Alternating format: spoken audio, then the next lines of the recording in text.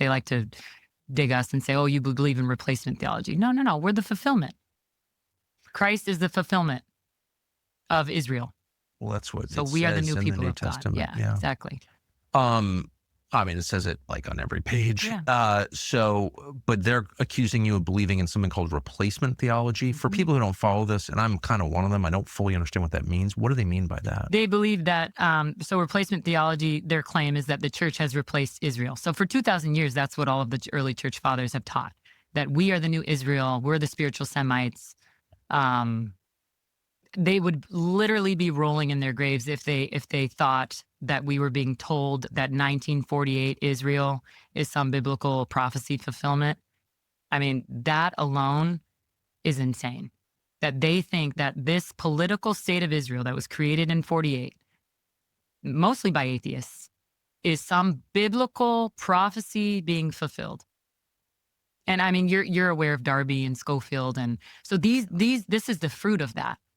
Those rotten. Is there any other seeds. place in America, I mean, in the world rather, where you have a big group of Christians who believe that 1948 Israel is a fulfillment of prophecy? No. People like Paula White, Dan Patrick, Ted Cruz, most of our politicians in government who have power, who are in the White House praying over the president, they're Zionists.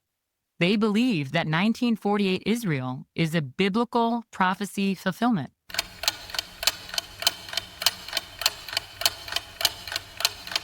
I know some of you got this far expecting me to wade into eschatological debates. I'm not going to do that. I know you're disappointed.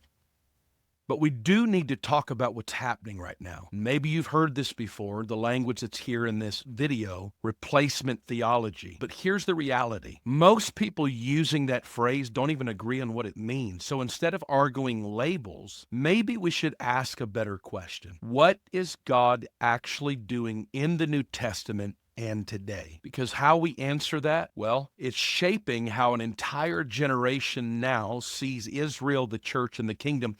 And here's what's interesting. There's a real shift happening. In 2018, about 75% of young evangelicals supported Israel. By 2021, that number dropped to 34%, and today it has dropped even more. Now, that's not small. That's a major generational change. And it's not just politics, because many younger believers are also less certain about how Israel fits into biblical theology at all. There's some that are rethinking it, many are questioning it, and some are just unsure. So it's no longer a debate, it's become a moment. And if the church doesn't engage this conversation thoughtfully, well, guess what? Other voices will.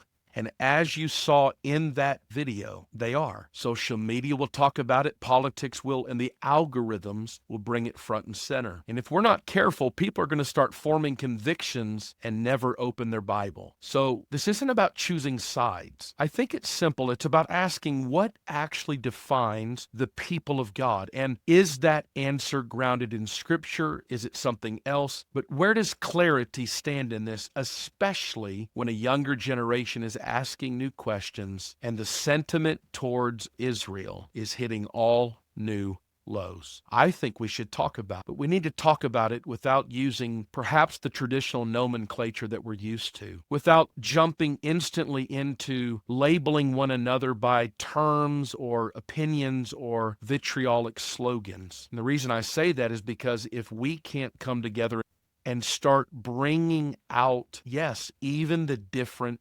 ideas, we're going to lose a generation who's looking at the world that's happening around them if we don't help them make sense of what God's doing now and what God was doing in the New Testament.